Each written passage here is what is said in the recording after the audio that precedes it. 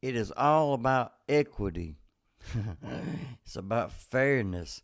It's about us all having the same equal opportunity. Well, I found this story here. It's a 9-month old story out of Minneapolis, and they're talking about how low the school grades are for black children. They're not learning at the same ability as white children are, and they've got to do something about it.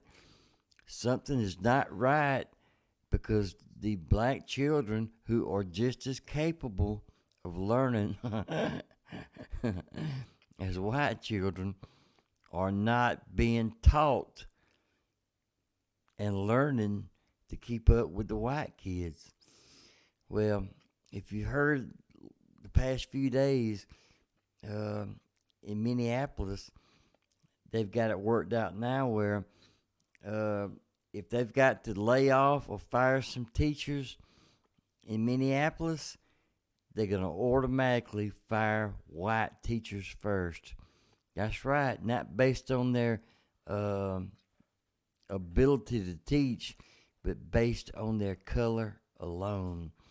Now that makes it, that's racial discrimination in my book. They're discriminating against the white people based on their color. They're not looking at the seniority, how long they've been there. They're not looking at their ability to teach. They're only looking at their color of their skin. But black people can't be racist, is what I've always heard. Only white people can be racist.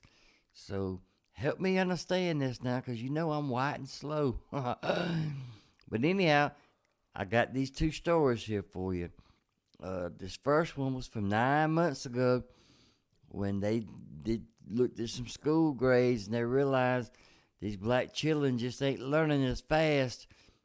They're just not learning like the white kids are. So something has got to be done about it. Check this out. Welcome to 10 at 10. I'm Amy Hockert. And I'm Kelsey Carlson. Our top story tonight, standardized testing showing huge achievement gaps in Minneapolis public schools. And now activists are pushing school board members to do something about this. Our Courtney Godfrey joins us now with a breakdown of these numbers. Courtney? Yeah, Amy, racial justice advocates hosted a forum tonight with black school board members, pressing them hard on the results of the state's latest round of testing. Across Minneapolis public schools, only 19% of black students are reading at grade level, compared to 74% of white students. Math showed up in a similar gap, with 9% of black students up to speed, compared to 62% of white students. One of the newest members of the board, Sharon Elamine, was critical of the board's action up until this point, saying they haven't done enough to fix the disparities.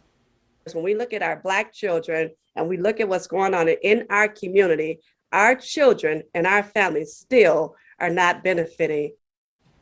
The board members took questions from the attendees of the Facebook Live and were criticized for having a weak academic plan and proof that recently implemented plans and programs were resulting in better outcomes for black children.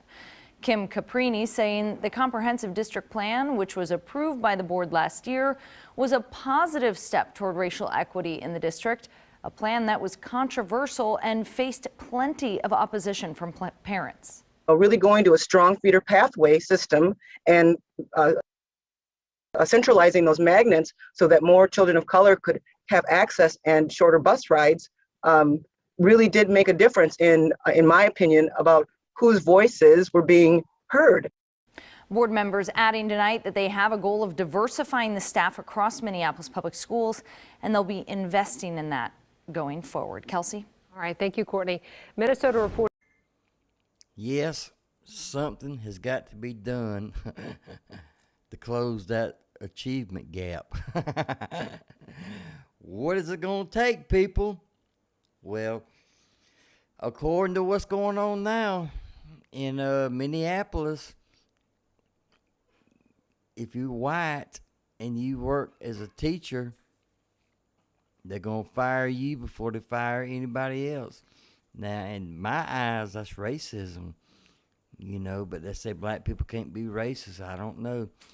But, they got the NAACP going to complain when they don't feel like they're being treated right. But why come they won't stand up for this? This is wrong. You don't fire somebody based on their color. No, their work ethic, their ability to teach. Look at that. Look at that. Don't look at the color. No, that's just racism. I don't care if you black, yellow, Chinese, Arab, white, or what.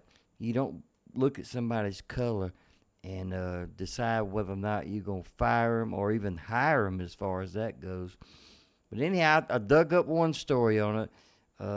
Check this one out right here. Now, this guy right here, just watch it and see. He's trying to make every excuse in the world why they're doing it this way and why it's right for them to do it this way. But he ain't got a leg to stand on. Check it out. We can all agree racism is bad, full stop. That shouldn't require a discussion, which makes a new teacher union agreement in Minneapolis so confusing. The Free Beacon writes Minnesota Public Schools changes rules to lay off white teachers before minorities. Policy openly discriminates against white teachers based only on the color of their skin. This isn't a joke.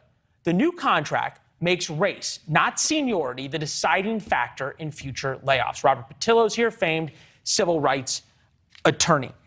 How is this possibly fair? Well, the school district and the teachers union are trying to remedy past discrimination. They recognize it for generations.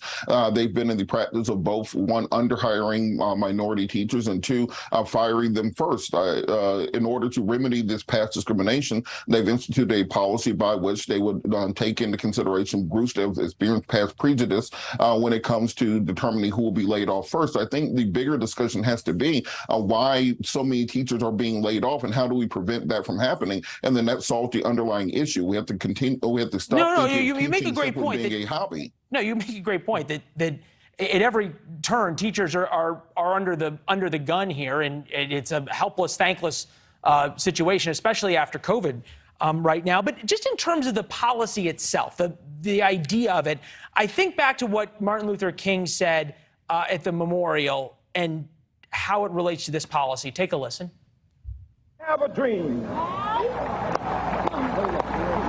that my poor little children will one day live in a nation where they will not be judged by the color of their skin, but by the content of their character.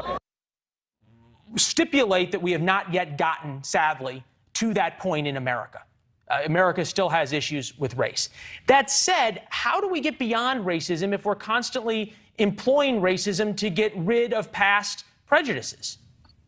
Well, one, that's a 16-minute long speech that is 671 words long. And for some reason, people snip out that one section. The remainder of the speech, in large part, is about the fact that they came to Washington to cash a check, which came up as insufficient funds when it came time to address the issues of African Americans. You have to have remedial actions put in place, or else you simply create a system that perpetuates the same past discriminatory actions.